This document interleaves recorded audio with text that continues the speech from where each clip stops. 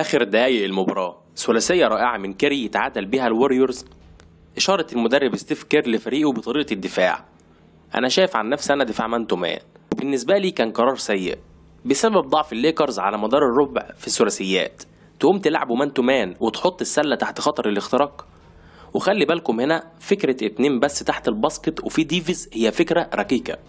ديفيز موجود على اللو بوست علشان الريباوند أو لو استلم الكورة، لكن ليبرون بيباص الكرة على الهاي بوست لراسل اللي اتحرك صح. اللاعب اللي بيمتلك مهارة في اللاي اب سجل منها على مدار المباراة 4 من 5، وبالتالي بيستلم الكرة وبيلف بخفية تامة.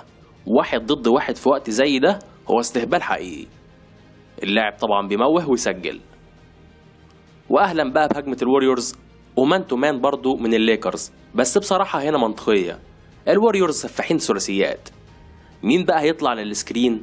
بول مش جرين اللي المفروض كان يطلع. جرين او لوني او ويجنز سكريناتهم لكيري جاب منها 3 ثلاثيات في الربع بس، لكن بول ضعيف في السكرين، فلما يطلع معناه ان هو عاوز الكرة تتردله تاني. اللعيب كان ليه 6 من 10 على 3، وطبعا نسبة عالمية وكل حاجة، بس هو طمع ان هو ياخد الكرة.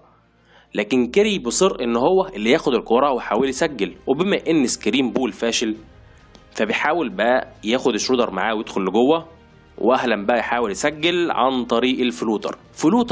فلوتر ديفيز واقف. غريبة يعني بصراحة من كيري.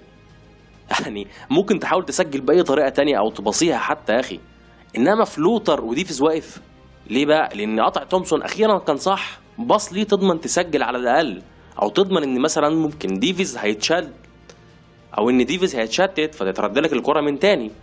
لكن تدخل على ديفيز وتاخد القرار الصعب، طبعا بتضيع الكوره بعد بلوك من ديفيز وليبرون والفاست بريك.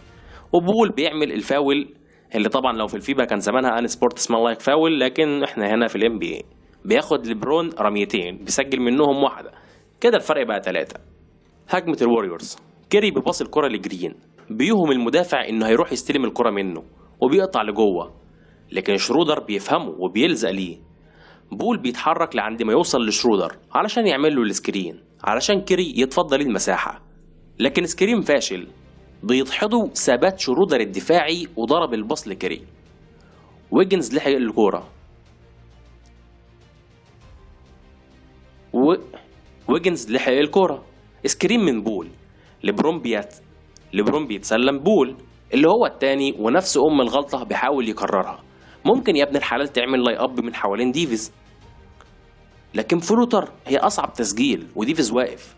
بلوك طبعا وريباوند، والكرة بتترد لليبرون اللي بيلعب ثلاثيه وضيعها. اديك شفت يا عم ستيف كير الحظ بتاع الليكرز في الثلاثيات. ليه تلعب ما انت مان عليهم يا عم؟ ريح دماغك وامن نفسك جوه. تترد الكرة لكيري اللي بيباص البول اللي بيشوط ثلاثيه بعيده يضيعها. هنا بقى مربط الفرس. هل بول غلط لما شاطها من هنا، ولا فكرة الشوطة نفسها ان هو يشوط ثلاثية؟ بول شاط قبل الكرة ديت 6 من 10 من وضعيات اصعب. الفرق 3 وبقى 11 ثانية. هل عنده الرفاهية انه يصبر لسكرين لكيري وبعدين يشيل كيري هو الحمل ويشوط هو الثلاثية؟ بالنسبة لنا بعد الباص ده كان لازم مش هقدر اقول بصراحة رأيي، انا ما اقدرش اقول كرة صعبة لانه ممكن يبصيها لويجنز ويضمن باسكت، وفي عنده 2 تايم اوت المدرب ممكن من خلالهم يقدر يركب هجمات معينة سواء دفاع او هجوم. حتى بصوا اشارة تومسون بكده، لكن بول خد القرار خلاص وضيع الامل الاخير. فكرة ان هي بعيدة او قريبة بالنسبة لي يعني مش قوي مع بول. يعني بول جاب ثلاثيات على مدار المباراة اصعب من كده. لكن نرجع لكلامنا ان هو ضيع الامل الاخير. شرودر بياخد الفاول وبتنتهي المباراة. استنوا بقى تحليل المباراة الفيديو اللي جاي ان شاء الله.